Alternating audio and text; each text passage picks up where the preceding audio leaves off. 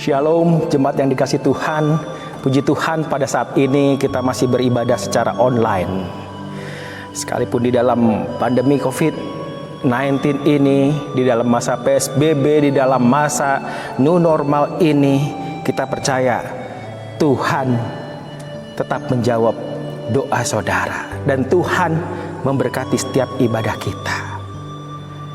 Dan inilah yang akan menjadi tema firman Tuhan pada hari ini. Tapi sebelum itu mari kita sama-sama berdoa. Terima kasih Tuhan, terima kasih Bapa, sebab hanya Engkaulah Tuhan yang membiarkan aku diam dengan aman. Dan di dalam nama Tuhan Yesus Kristus, Engkau adalah Tuhan yang menjawab seluruh seruan doa dan permohonan kami Tuhan. Terima kasih Tuhan, terima kasih Bapa. Sucikan dan kuduskan hati kami Tuhan. Di dalam kami menerima kebenaran firman-Mu Tuhan. Engkau urapi setiap anak-anak-Mu Tuhan dimanapun mereka berada, baik yang ada di rumah mereka masing-masing dan dimanapun mereka yang menonton tayangan ini Tuhan. Engkau urapi, Engkau jadikan firman ini Tuhan menjadi berkat dan kemuliaan Allah dinyatakan di dalam setiap kehidupan anak-anak-Mu Tuhan. Dan di dalam nama Tuhan Yesus kami mengucap syukur dan berdoa haleluya. Amin. Puji nama Tuhan. Sebagaimana tadi saya singgung tentang tema firman Tuhan pada hari ini, tanggal 14 bulan Juni tahun 2020 ini, kita masih di dalam ibadah online. Dan tema firman Tuhan pada minggu pagi hari ini adalah Tuhan menjawab doa kita di dalam Yesus Kristus.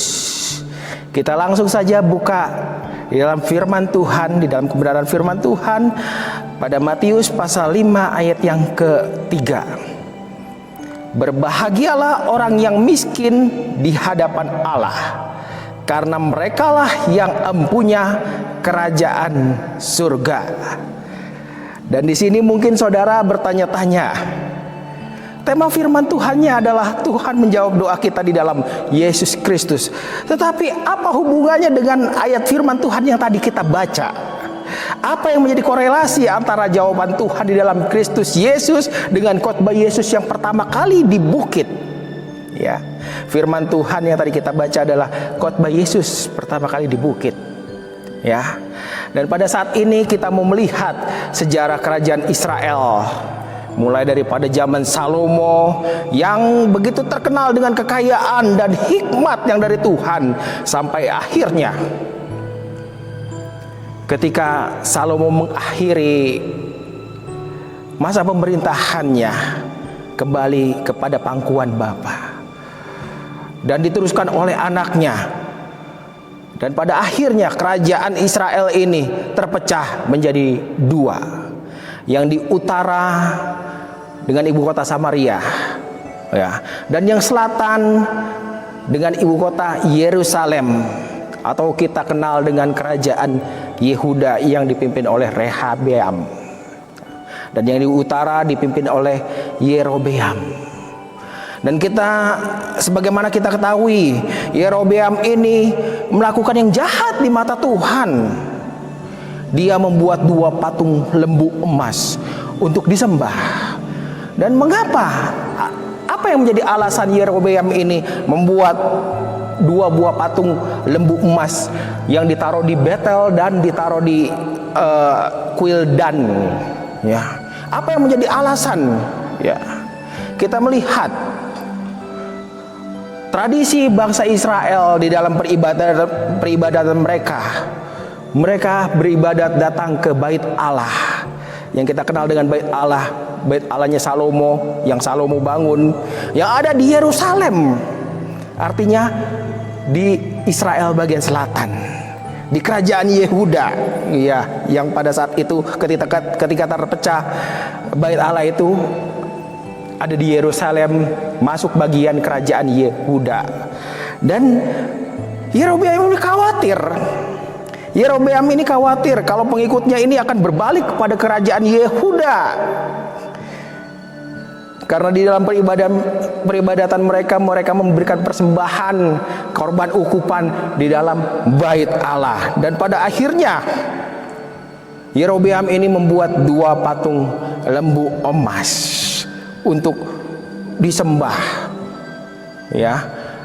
Dan hal inilah firman Tuhan mengatakan Yerobeam melakukan yang jahat di mata Tuhan, ya.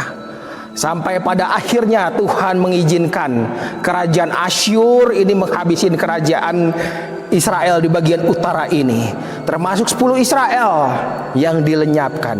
Dan mungkin hanya sebagian kecil yang diaspora yang lari. Ada bagian yang lari ke Yehuda. Dan pada saat ini kita melihat ketika manusia melakukan yang jahat di mata Tuhan di dalam perjanjian lama ini, bukan saja dicabut kemuliaannya atau dimiskinkan, tetapi dilenyapkan, ya. Demikian juga kerajaan Yehuda pada akhirnya di zaman Raja Yoyakin ini juga melakukan yang jahat di mata Tuhan, sampai akhirnya Tuhan mengizinkan kerajaan Babilonia menghancurkan kerajaan Yehuda ini. Bahkan di kerajaan Yehuda ini rakyat ini dan seluruh rakyatnya dibuang di Babel pada abad ke-586 sebelum Masehi.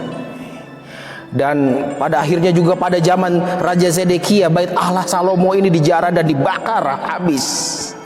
Kita melihat di sini Indonesia pernah dijajah Belanda 3,5 abad, pernah dijajah Jepang 3,5 tahun, tetapi rakyatnya, tetapi kita, nenek moyang kita ini tidak pernah dibuang, tidak pernah dibuang, tetap ada di bumi Nusantara ini. Kalau kita melihat seorang penjahat yang dengan kejahatan yang tingkat tinggi, dengan kejahatan yang pidana yang dengan hukuman yang cukup lama, biasanya narapidana ini dibuang di Nusa Kambangan, dibuang di Nusa Kambangan, ya. Tapi Indonesia, bangsa Indonesia, ketika dijajah Belanda dan ketika dijajah Jepang tidak dibuang sama sekali. Kalau kita melihat bangsa Israel ini pada saat dijajah oleh Babilonia, kerajaan Yehuda dijajah oleh Babilonia, oleh Nebukadnezar, iya, bangsa ini sempat menjadi bangsa pembuangan, bangsa yang dibuang, ya, dibuang di Babel, ya. Oleh sebab itu kita melihat kembali di dalam tradisi peribadatan mereka, orang Israel sudah tidak bisa mempersembahkan korban sembelihan atau korban ukupan lagi di bait Allah. Karena apa? Karena Yerusalem sudah hancur dan bait Allah sudah dibakar, sudah hancur habis pada tahun 586 sebelum Masehi. Ya, Allah sudah membuat bangsa Israel menjadi miskin semiskin-miskinnya dan tidak mempunyai bait Allah lagi. Maka orang Israel ini di dalam mengganti korban persembahan ukupan ini, untuk itu pada saat itu dia berpikir bagaimana cara atau substitusi di dalam kita mempersembahkan korban ukupan ini, ya. Dan dia melihat Torah yang ada, dia melihat firman Tuhan di dalam kita baca di dalam Mazmur 141 ayat yang kedua. Di sana dikatakan, biarlah doaku adalah bagimu seperti persembahan ukupan dan tanganku yang terangkat seperti persembahan korban pada waktu petang. Ya, berdasarkan ayat ini, korban-korban ukupan yang biasa dipersembahkan di dalam bait Allah itu diganti dengan sidur atau doa. Biarlah doaku adalah bagimu seperti persembahan ukupan dan tanganku yang terangkat seperti persembahan korban pada waktu petang. Ya. Dan di dalam setiap ibadah orang Yahudi rabbinik, seorang khazan atau yang disebut dengan worship leader, ya, dia mengatakan hineni heyani mimaas, yang artinya ini aku seorang miskin yang melayani. Dan kalimat ini sudah diucapkan, kalimat doa ini, sidur ini sudah diucapkan 5 abad sebelum kelahiran Yesus Kristus. 5 abad lebih sebelum kelahiran Yesus Kristus terus diucapkan, hineni heyani mimaas, ini aku seorang miskin yang melayani. Ya, disinilah kita melihat korelasi atau hubungan tentang orang miskin yang di hadapan Allah ketika kita memposisikan diri di hadapan Allah, memposisikan diri kita di hadapan Allah sebagai orang yang miskin, sebagai orang yang perlu kemurahan Tuhan. Di sini dikatakan, Yesus mengatakan pada khotbah di bukit ini, maka kita adalah orang yang berbahagia memperoleh kerajaan surga. Sekali lagi saya bacakan di dalam Matius pasal 5 ayat yang ketiga. Berbahagialah orang yang miskin di hadapan Allah, karena merekalah yang empunya kerajaan surga. Ya. Dan makna miskin di dalam perjanjian baru, di dalam bahasa aslinya itu bahasa Yunani, ada 2 macam, ya. Ada penes yang berarti miskin sedemikian rupa sehingga punya penghasilan sehari hanya bisa buat habis makan sehari. Ya, itu kata penes. Sedangkan kata prohoi, bentuk jamak yang artinya mereka yang hidup hanya karena anugerah, karena mendapatkan sedekah. Dan kata prohoi ini yang dalam bahasa Ibraninya adalah ani, yang digunakan oleh Matius dalam makna spiritual yang ditujukan kepada mereka yang miskin rohani dan dengan kerendahan hati meminta sedekah agar kerajaan Allah ada di dalam hati dan kehidupan mereka. Ya. Jadi kalimat atau sidur atau doa hineni heyani mimaas ini sudah ada 5 abad lebih sebelum Yesus lahir. Untuk itu, karena latar belakang historis ini, ketika Yesus berkhotbah di hadapan orang Yahudi, tidak ada satupun orang Yahudi yang memprotes atau menyangkalnya. Kita tahu bahwa orang Yahudi adalah orang yang suka berdebat. Untuk itu, ketika berhadapan dengan orang Yahudi harus mempunyai dasar-dasar yang kuat, baik dasar historis, baik dasar Torah, baik dasar firman Tuhan yang lain. Ya, firman Tuhan yang ada harus mempunyai dasar yang kuat. Ya. Sekali lagi, karena latar belakang historis ini, ketika Yesus berkhotbah di bukit ini, tidak ada seorang Yahudi pun yang memprotes atau menyangkalnya. Dan pada saat ini kita melihat mengapa Yesus berani membuat statement pertamanya ini pada khotbah di bukit. Statement yang luar biasa. Merekalah yang mempunyai kerajaan surga, karena Yesus adalah Tuhan yang menjawab doa. Sekali lagi, karena Yesus adalah Tuhan yang menjawab doa.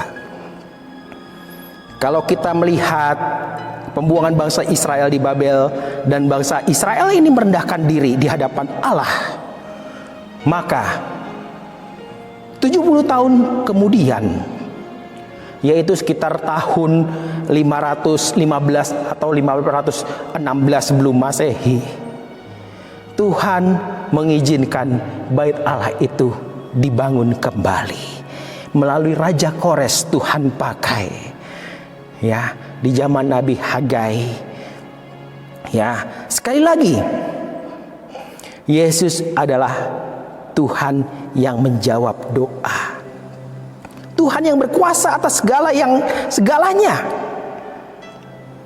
Dia datang ke dunia rela menjadi miskin, ya, bahkan menjadikan dirinya menjadi korban penebusan bagi saudara dan saya, bagi kita semua, bagi umat yang percaya di dalam nama Tuhan kita Yesus Kristus, supaya kita menjadi kaya, ya, yaitu yang empunya kerajaan surga, boleh dilayakkan mendapat kerajaan surga. Mungkin sebagian orang mengatakan, oh, saya mempunyai harta 7 turunan gak habis, ya. Mungkin saudara berkata, saya masih kuat. Tetapi ketika sakit, penyakit itu datang dan tidak bisa diobati, seketika itu juga kemiskinan itu datang.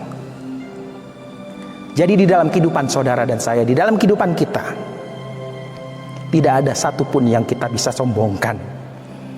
Kalau orang Jawa bilang, jangan jumawah, takabur atau sombong sebagai manusia di hadapan Allah. Jangan juga miskin martabat. Sekali lagi, jangan juga miskin martabat. Miskin martabat itu artinya orang yang sudah punya kekayaan yang luar biasa, bahkan penghasilan gaji yang luar biasa, tapi dia memberikan hidupnya untuk korupsi. Orang yang mencari keuntungan di saat pandemi COVID ini dengan menjual masker dengan harga yang berlipat kali ganda, ya, saat itu dia menjual martabatnya, ya. Orang yang menimbun beras, orang yang menimbun sembako, ya, saat itu dia menjual martabatnya karena keinginan hatinya adalah keuntungan pribadinya, ya.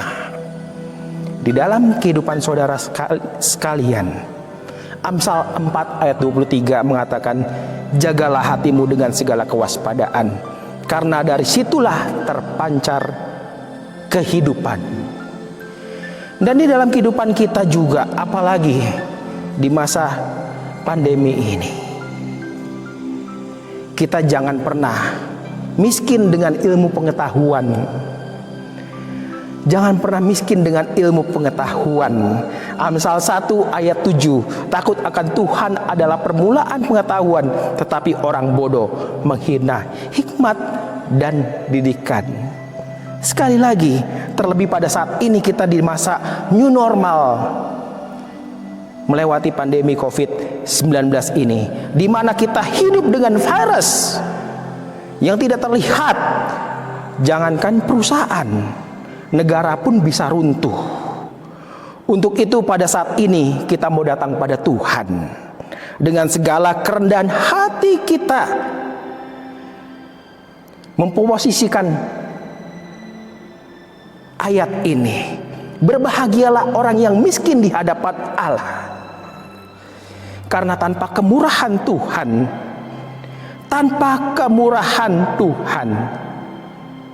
kita tidak bisa melewati ini.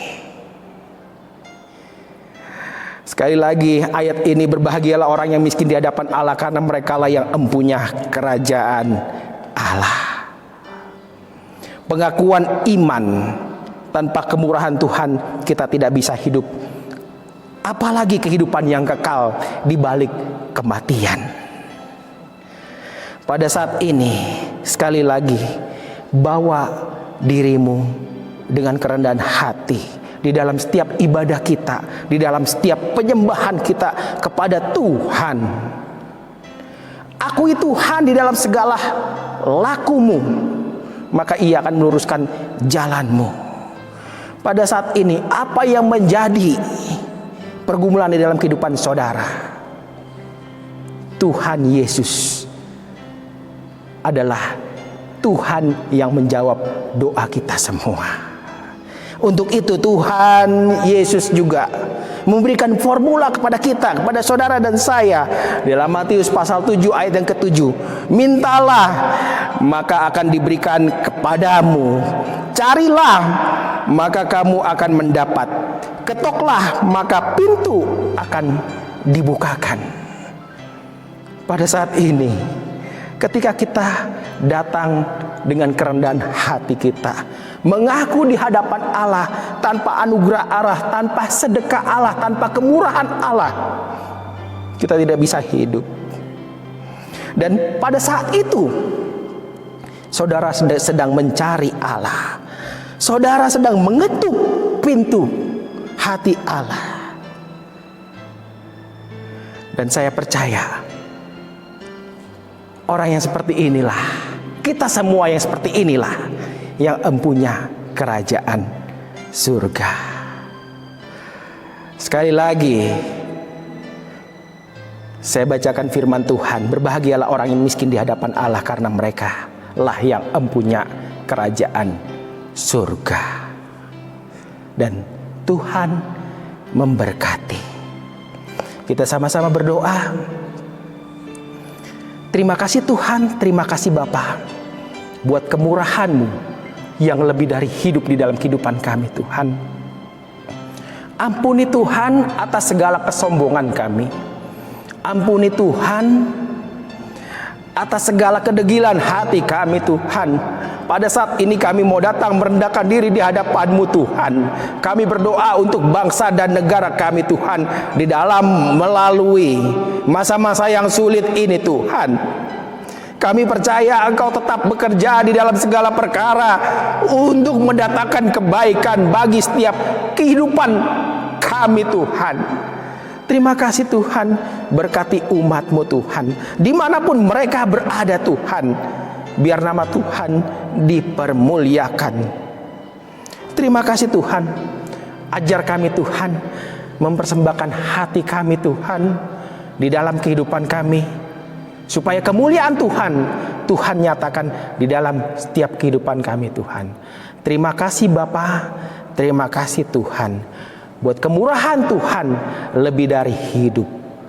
Engkau datang ke dunia ini, rela jadi miskin supaya kami menjadi kaya, layak empunya kerajaan surga. Dan di dalam nama Tuhan Yesus Kristus, sekali lagi kami serahkan bangsa dan negara kami, dan seluruh jemaat yang kami layani di tempat ini Tuhan. Engkau sertai, Engkau berkati, Engkau kuduskan hati kami, Engkau berkati kami di dalam nama Tuhan Yesus Kristus. Dan kami mengucap syukur sekali lagi di dalam nama Tuhan Yesus Kristus. Haleluya. Amin. Amin. Tuhan memberkati.